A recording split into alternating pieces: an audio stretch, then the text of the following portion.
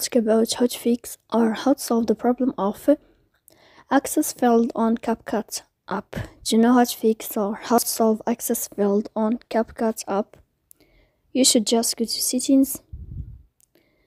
Here we can click on apps, default apps, app settings.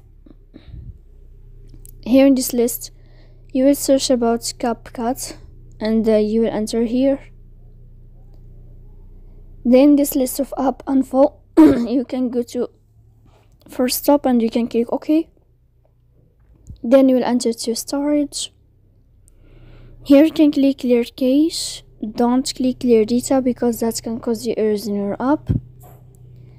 In the end, you can turn off your phone and you can wait a moment to turn on your phone again. So please don't forget to support us by like and subscribe. See you next time in another video, and thank you for your attention and your watching.